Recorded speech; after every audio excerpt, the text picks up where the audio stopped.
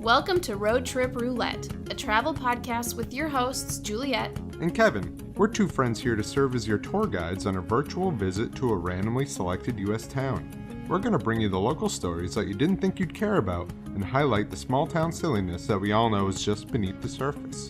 Join us as we explore America one town at a time to discover the little things that make it great and sometimes not so great. Buckle up, we're about to start the show.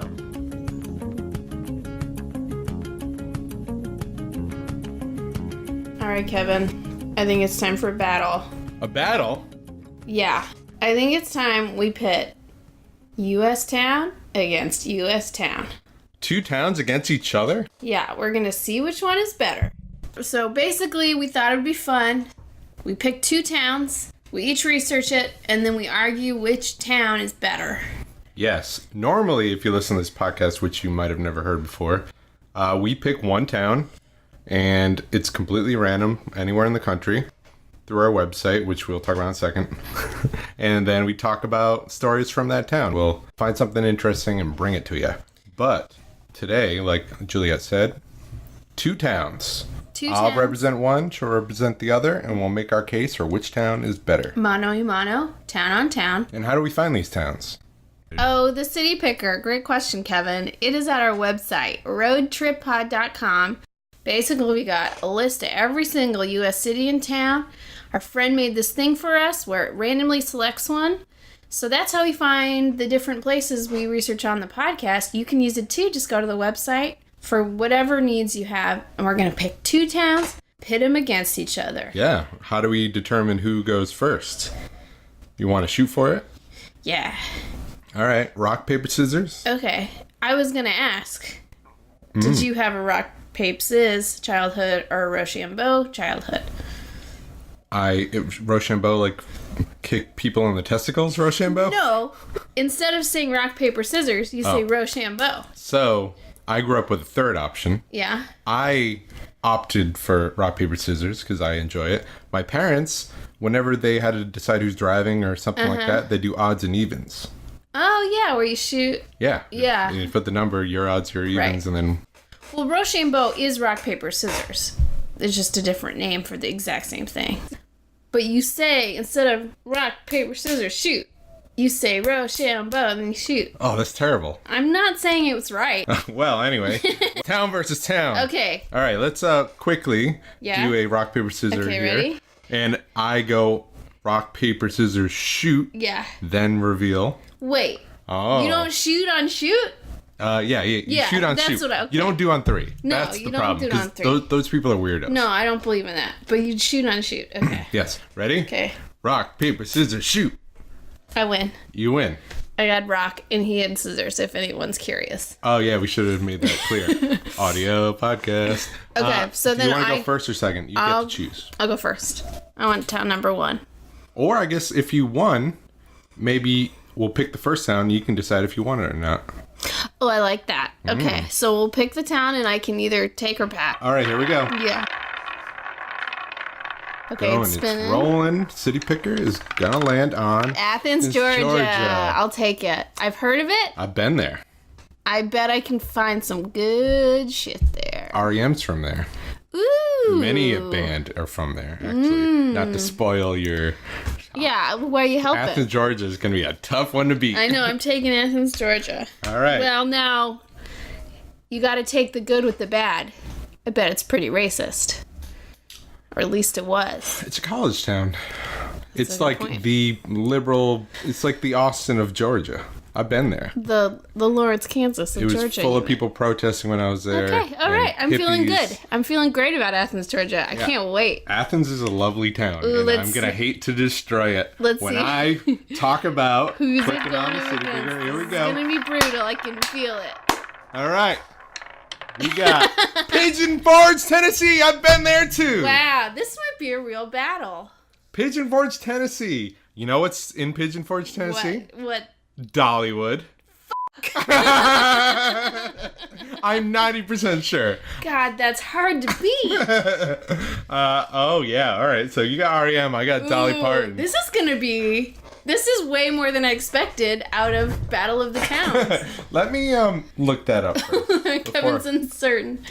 He made a pre-Dollywooded, as the expression goes. I see it right there. Pigeon Forge, Tennessee. Dollywood Parks. Yep, there she blows. Oh, yeah. That's tough. Now, see, had I known, obviously, I would have picked the town of Dollywood. Hey, I'm more... I would have picked... I know. Athens, Georgia. See, this is why it's going to be like old school, high school debate team, because now we both have to argue positions we may not support. Ooh, this is going to be real It interesting, is. folks. I might get pretty nasty. All right. Okay. Well, hopefully this experiment will work out, and we'll bring you the results Athens, Georgia. after a short break here. Yeah. Athens, Georgia versus Fort Pigeon, Tennessee. Pigeon Forge, Tennessee. Oh, I messed it up already. Dolly would not be happy about that. Okay. Here we go. You know that they say you gotta What? put up with the rain to get the rainbow. Is that what she says? Yeah, I think so. You know my favorite Dolly Parton expression? It takes a lot of money to look this cheap.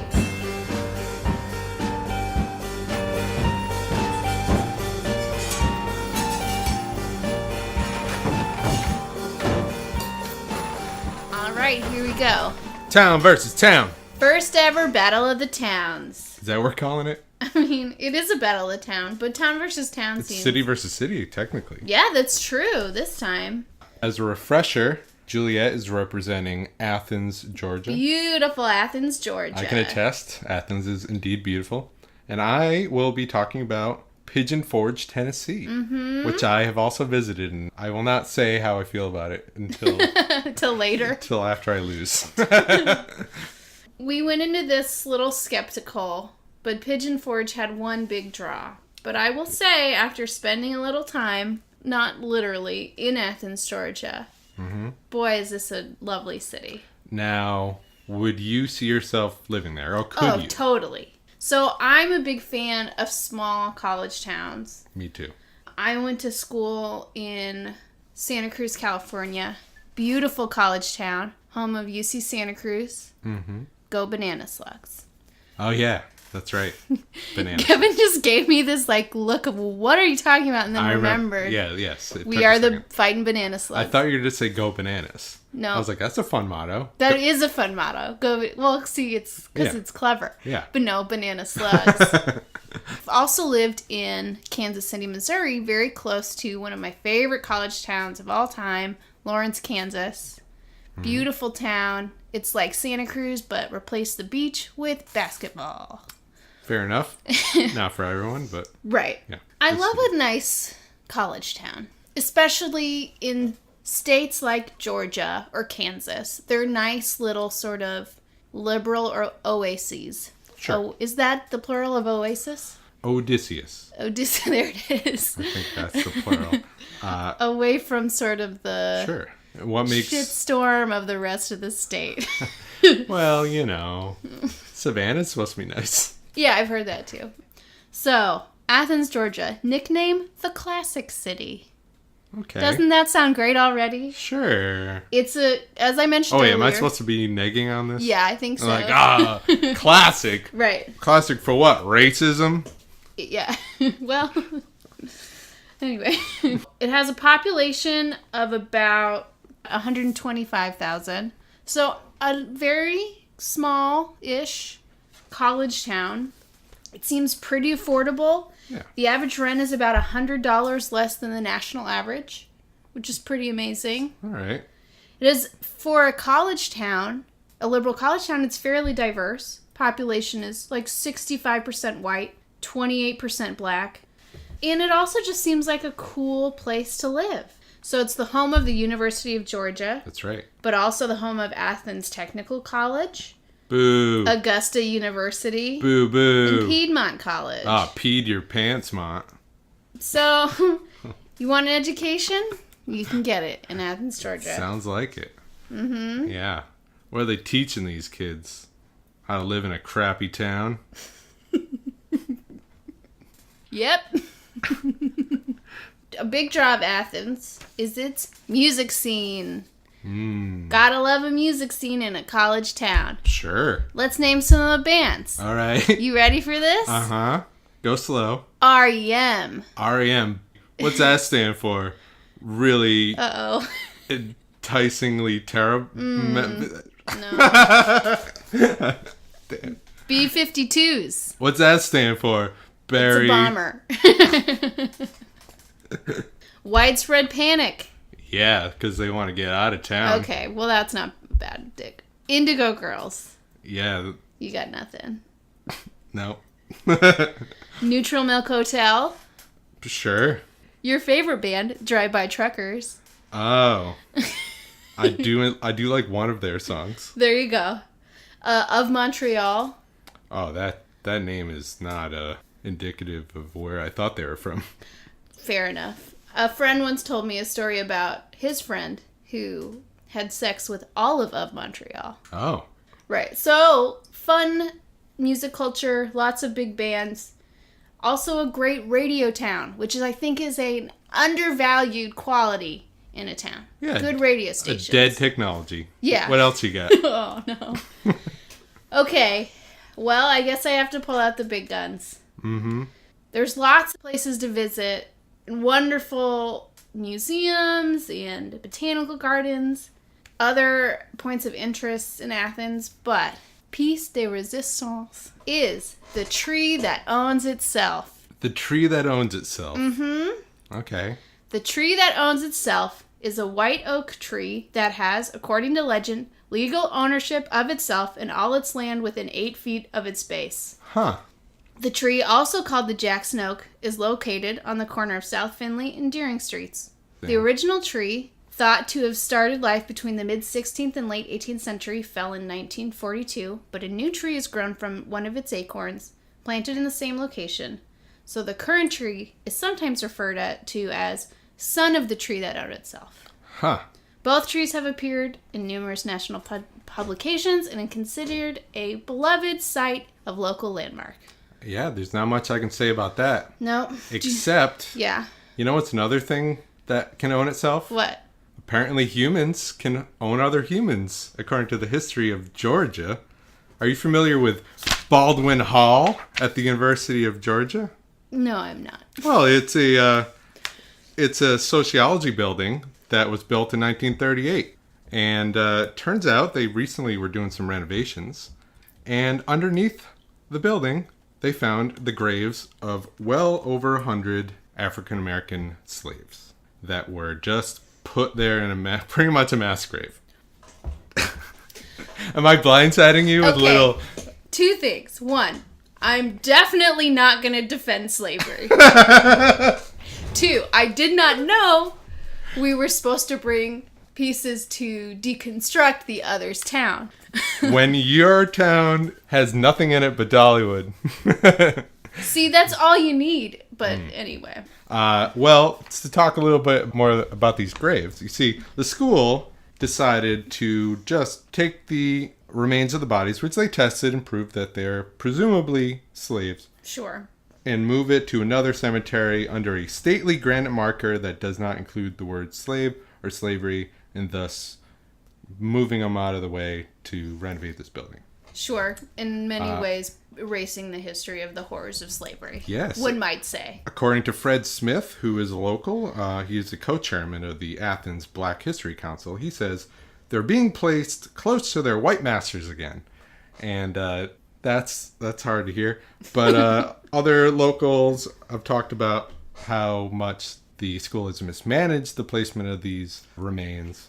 They would like to see the school do more to kind of inform the community about the history of the school's relationship with slavery, which I learned there is no record that the school actually owned slaves, but they did rent them to do cleaning and cooking around campus, which I never knew that was a thing. That was a thing. Yeah, that was a thing. Listen. Sorry. I have nothing, nor will I ever have anything to say to defend the way this school, or probably any other school, is handling its legacy of slavery. That's, I think, if there's anything our nation has done poorly, it's handled our legacy of slavery. Yeah. Public institutions, especially. I agree. So I got nothing for that.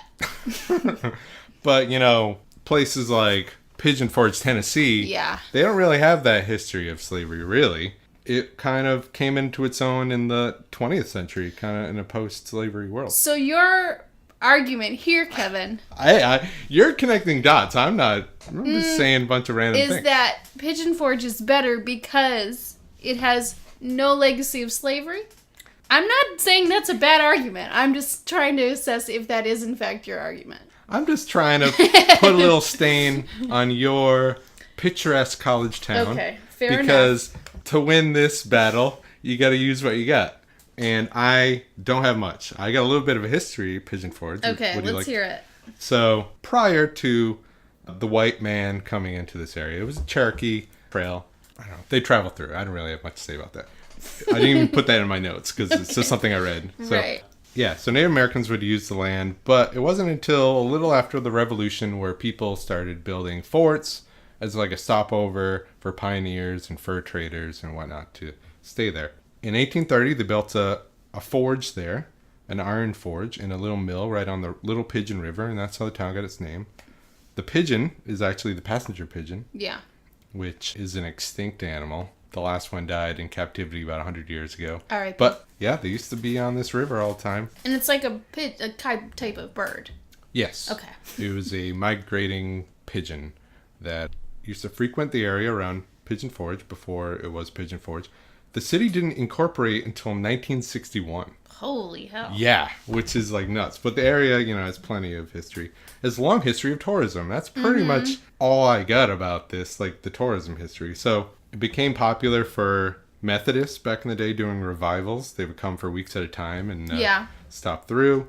Like I mentioned before, there were forts and fur traders and people always coming through there. This guy built a spring in the town where people started coming into Pigeon Forge because it said the waters in this spring were said to have health restoring qualities. So people would come to try to get some of that into them. Julia's not attacking anything I'm saying. I mean, it's just, do you want me to defame the history of this small town? I'm expecting it. All right, well, okay. Spring, that's a load of shit. That didn't work. I'm coming into some things that you might be able to attack. Okay. In the 30s, they created the Great Smoky Mountain National Park, which is very close by. They improved a bunch of the highways, and that's what really started this town becoming a place where you'd at least pass through it. In 1961, these two brothers opened a park called Rebel Railroad to celebrate the history 100 years after the Civil War. Oh, I see. So like a fun Confederate railroad? Darn tootin'. It was a Confederate railroad. People would get on it, and it would drive through this area where they would reenact the Union attacking it, and the Confederates always won. Because apparently... Now, Kevin, Yeah? that seems a little revisionist. You don't think the Confederates won anything in the Civil War? No, I'm not saying that, but also they lost the war. They certainly lost the war. Yeah. But they won this battle at Rebel Railroad every time. Was this a recreation of an actual battle? Unknown. But at the end of the battle, everyone gets to get off the train and go to the general store and buy whatever they want. So that's American through and through. Sure. Commerce. I would say American values shown through. And then it really shone through in 1965 when they decided to flip the format because they wanted to broaden their audience by changing it to Gold Rush Junction, which was a Wild Western themed park. So they decided exploiting the history of the South and suffering of slaves was no longer profitable enough. That's right. Okay. They wanted, it's the most American thing you could think of. They were trying to increase their revenue stream by changing the format, and it became super popular. And then again, in the 70s, it changed name to Silver Dollar City, which became even more popular. That sounds familiar. You know why? Why? Because in 1986, they approached a country singer by the name of Dolly Parton to take an interest in the park. So she bought a large share, they changed the name to Dollywood, and here we are. Now, I have nothing bad to say about Dolly Parton or a Dolly Parton themed theme park. Yeah, it gets 2.5 million visitors a year. It's the biggest attraction in the state of Tennessee. It's the largest employer in Pigeon Forge. And it is the town. Like, there's not much outside of Dollywood. But there's some attractions that get some people that come into town for it. Other competing museums and shops and even amusement parks, smaller ride things. But really, the town is new. It's got this one thing in it, and that's that.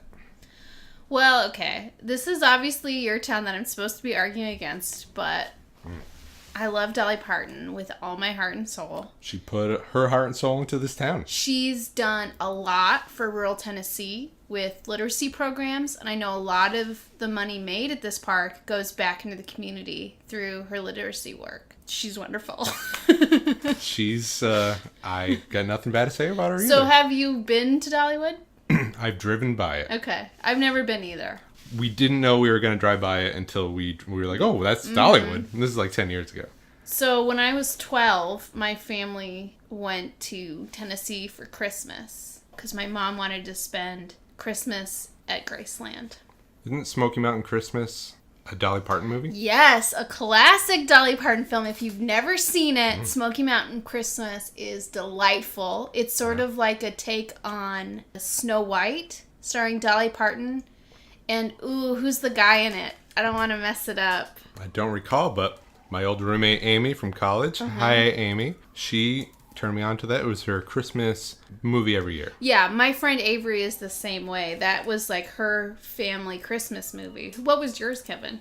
It's Wonderful Life is not only my favorite Christmas movie, it's one of my favorite movies. Oh, also starring Lee Majors. Oh, Lee Majors. Yeah, see this film. The $6 Million Man. Yes. So our family Christmas movie was the Pee-wee's Playhouse Christmas special. Oh, that's right.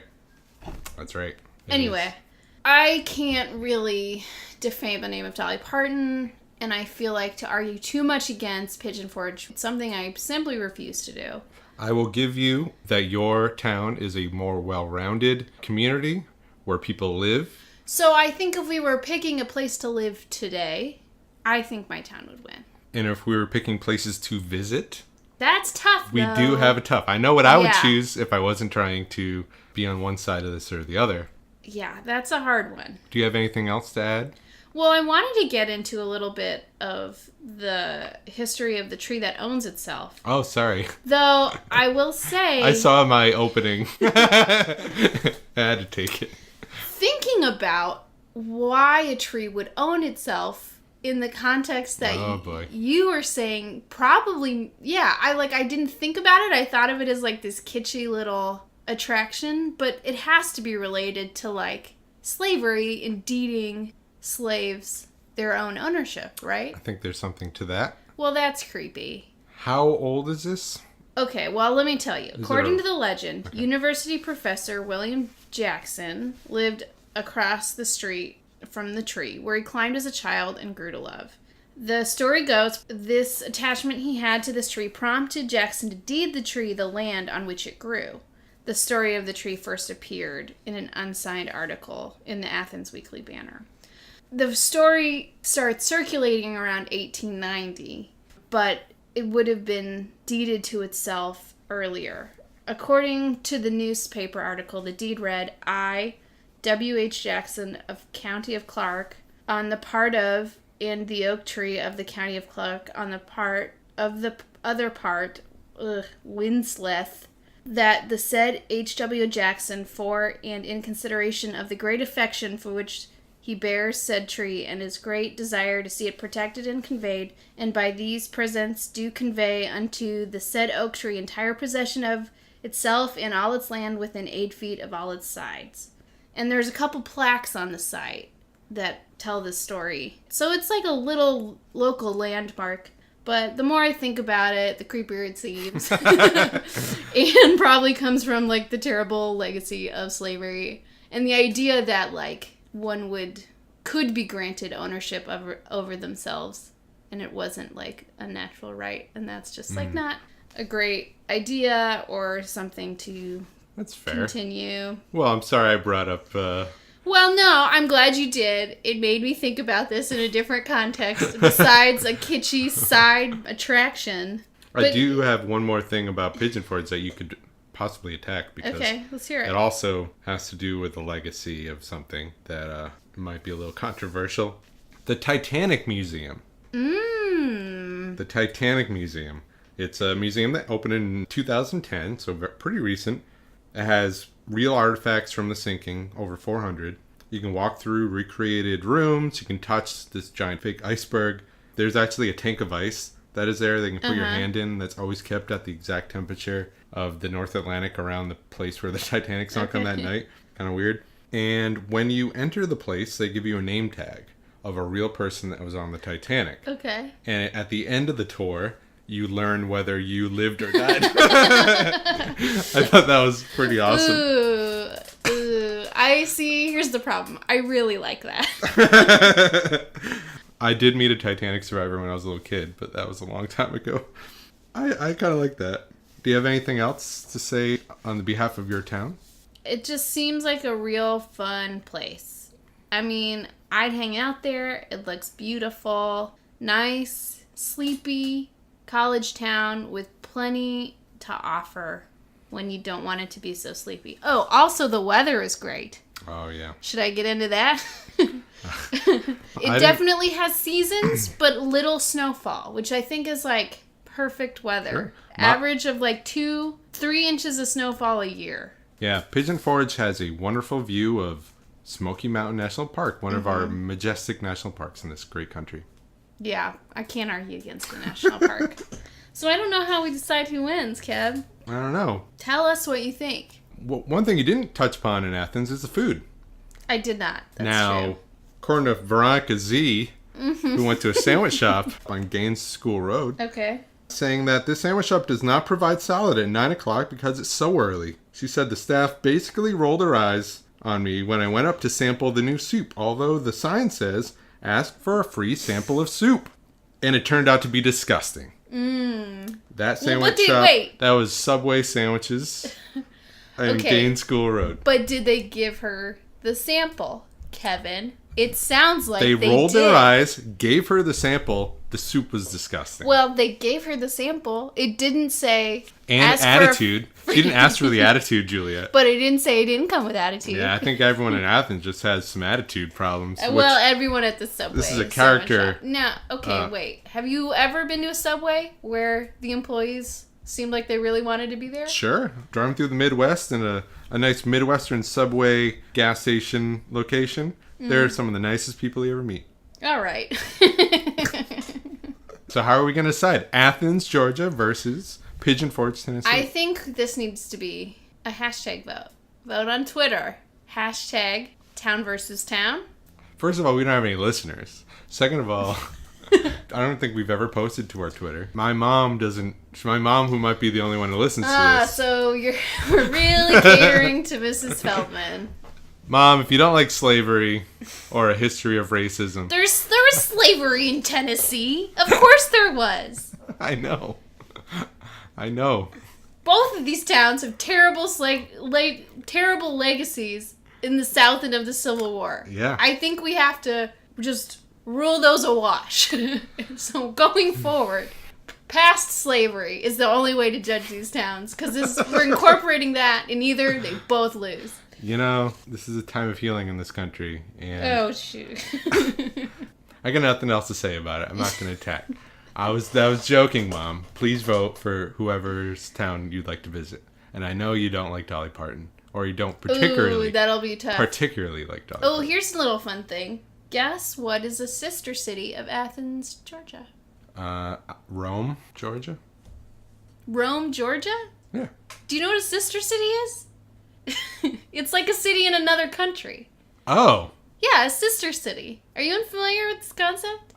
I thought sister cities are like Fort Worth and Dallas. No. St. Paul and No, Minneapolis. a sister city is like... Yeah, I'm not familiar.